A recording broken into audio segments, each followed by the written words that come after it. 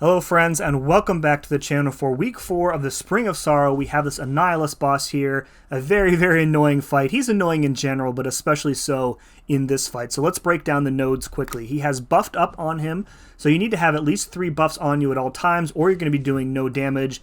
He also has a node from Necropolis called Firearms Expert, and what this means for you is that you need to be parrying the final hit of his special one. If you don't parry it, you're going to take 10% of your health instantly in damage.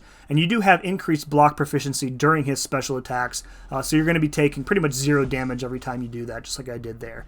Now, the most problematic node in this fight is one called Smothering Constitution. So every time you hit into Annihilus, you have a 15% chance to place a Stifle debuff on yourself. And what makes this so bad is that when you fight Annihilus, every time you dash back with a Stifle on you, he consumes it and converts it into an unstoppable buff on him. And what this means is that intercepting him with like normal backdraft intercepts is very dangerous because you cannot do it with a Stifle on you where he's going to punch your face in.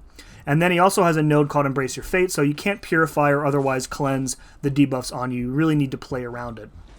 Now with Gamora, she fits the objective for Offensive Burst and Cosmic. What I'm doing here is basically just focusing on my special one because the potency of her bleeds are going to increase the more Fury buffs she has. So I'm doing medium and 4 light combos here for maximum Fury, and then using the special one whenever I can to get a couple of those really high potency bleeds.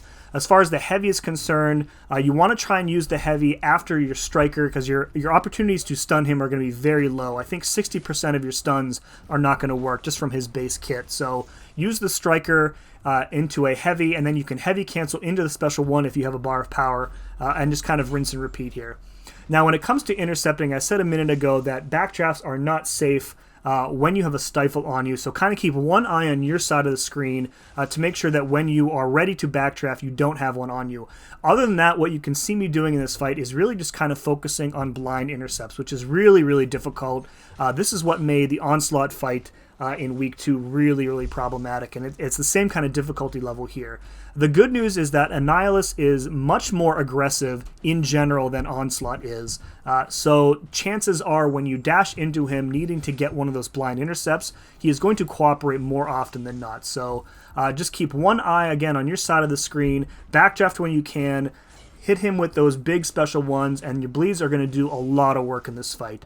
And try not to miss the parry on the special one here. Last thing I want to mention is that at distance, punishing his special one is risky. He will recover about half the time, so you can see me not punishing any of the special ones in this fight. If you don't dash back as far as I do, you can punish him 100% of the time, but I really wanted to get that timing down on the parry, so I chose to get the extra distance. So that's pretty much it. Gamora, very strong in this fight, has access to loads of damage, under 3 minutes. If this helped you, please let me know in the comments below. Share it with your friends, your alliance mates. As always, thank you very much for watching. See you again next time.